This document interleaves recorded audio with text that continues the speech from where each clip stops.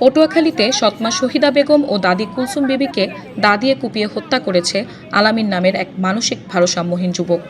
শুক্রবার দুপুর ১টার দিকে সদর উপজেলার মাদারবুনিয়া ইউনিয়নের চারাবুনিয়া গ্রামে এ ঘটনা ঘটে। ঘটনার পরপরই পলাতক রয়েছে ওই যুবক। সে ওই গ্রামের আব্দুর রাজ্জাক খানের ছেলে। পুলিশ ও স্থানীয় সূত্রে জানা যায়, বেশ কয়েকদিন আগে আলামিন তার নিজ বাড়ি থেকে নিখোঁজ হয়। পরে তাকে ৩ থেকে ৪ দিন আগে খুঁজে পেয়ে বাড়িতে নিয়ে আসা হয়। আলামিনকে পাবনা মানসিক হাসপাতালে প্রেরণের জন্য দুপুরে তার বড় ভাই পরিচয়পত্রের জন্য মহিলা ইউপি সদস্যের কাছে যায়, আর তার বাবা কাজের উদ্দেশ্যে অন্যত্র যায়। এই সুযোগে আলামিন তার সৎমা ও দাদিকে ঘরে একা পেয়ে কুপিয়ে গলা কেটে হত্যা করে।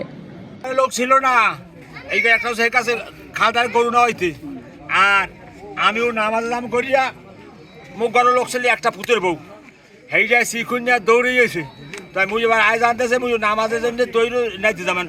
বউটা দৌড়ে আওয়ার পর শিখুনে দৌড়িয়েছ পর এখন তো লোক নাই, ওগুলো লোক নাই, দৌড়ে আইসি আইবার শিখতেছে করে বাবা আও না আও না, ওগুলো খালি আলামিন না কোপাই কাউ কি মুই দৌড়ে আইসি। আইয়া ও লাভ দিয়ে ঘরে উঠছে। কে কোপাইছে? কে কোপাইছে?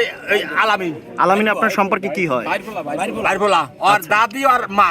আচ্ছা, কোপাইছে আর দাদি আর মা, আর সৎমা আর দাদি। ওই আমার বাসা আবার বাদগাড়ে আমার দ্বারা সুখী ফোন দিছে যে ভাইয়ে তাড়াতাড়ি নামাক বাড়িতে আলামিন কোভাইয়ে কেউ থই না মারিয়ে হেলাইছে। আমি কয়জনের মারছে? দুইজনের মারি হেলাইছে। কি হয় সম্পর্কে আলামিন? আলামিনের একজন দাদি আর একজন আলামিনের মা, সৎ মা আর কি।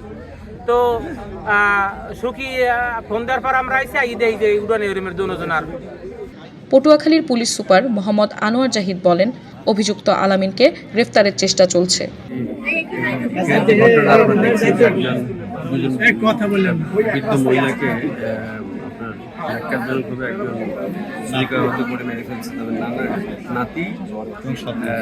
সৎমা এবং দাদিকে।